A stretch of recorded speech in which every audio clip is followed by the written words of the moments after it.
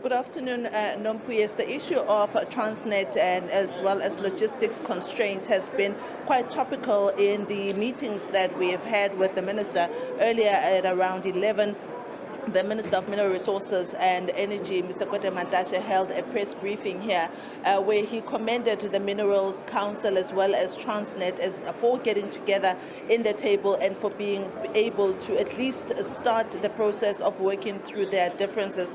At stake here, of course, is that the country has potentially, and the industry by extension, lost about 50 billion rands because of logistical issues. We know that the freight rail line is currently out of, it's not working, and this is impacting the movement of goods, particularly from the mining sector. We were due to speak to the CEO of the Africa Rail Industry Association, and because they simply have issued out a statement asking for government to really prioritize implementing the national rail policy as one of the ways in which this can actually help with the logistical issues that Eskom as well as Transnet are currently fighting over. One of the things that they have recommended, Nompu, is that they want the acceleration of the regulation of the transport bill through Parliament. This is one of the recommendations, about 5 of them.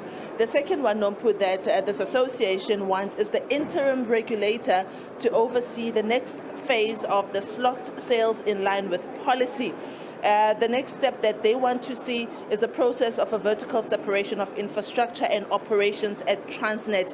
They say they want this to be expedited. And lastly, they want the implementation of rail reform as required by government to become an important KPI of senior management at the SOE. As I said earlier on, one of the big things is that the industry keeps on losing money with this problem in place. They also, the association makes it known that the issue that the fact that Transnet does not have the healthiest balance sheet is also a problem for them, and they are hoping that this will be expedited. One of the other issues that, of course, is a big talking point is the issue of rolling blackouts and how those are impacting on the mining sector.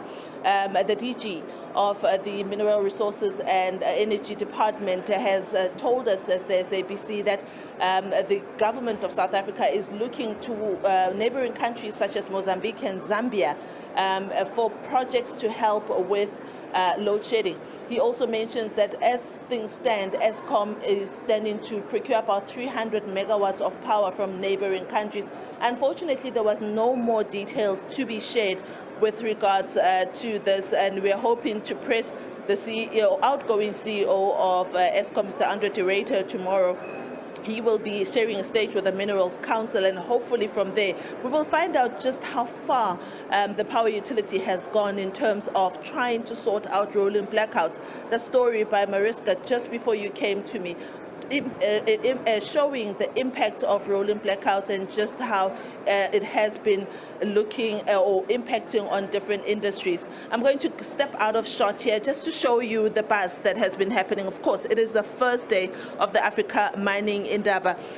What you are seeing is people going to different plenaries to have different sessions, different topics indeed being held. And as I said earlier on, we were due to have a conversation with the CEO of the Africa Rail Industry Association.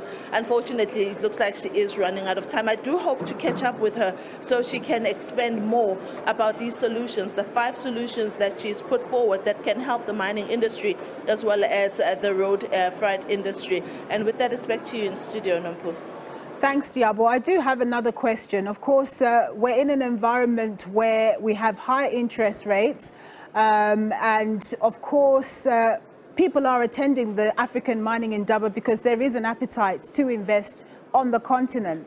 But what's your feeling about the level of appetite to invest, especially because it now costs a lot more money to borrow money to invest on the continent for mining projects? Yeah. So the minister did call on the mining, or on the investment, or investors rather, to come and invest in South Africa. It left a question in my mind that we are calling for investors. However, we have issues with crime. We have issues with, of course, electricity, and the cost of borrowing is, of course, going up. But as we know, corporates do have deeper pockets, and if they want to be in a country, they will invest in it. All they need is an enabling environment and a willing government to help them along. So I don't anticipate that maybe things like interest rates that are being hiked would deter mining companies, whether it's from Africa or abroad, to invest in South Africa if they so wish, because it still remains a good investment destination, given that, you know, we contribute 18% to the gross domestic product, and also one of the big job creators in the country. You know, the mining industry is one of the big job creators. So I don't anticipate that mining companies would be deterred by that. And the solutions that are coming up now, Nompu, is that you're seeing a lot more mining companies, for instance, coming up with their own solutions. They are building their own solar plants. Harmony's been busy doing that, currently on their second phase of doing that. So we may have challenges right now as a country. It does not necessarily mean that it will always be like that, because once the government gives assurance that we are working on it, it is implementation that is now sought. Unfortunately, implementation is not something that South Africa has been very good at, but we are hoping that because things have reached now at a boiling level, the government will be pushed to implement their policies and solutions at a much more faster pace.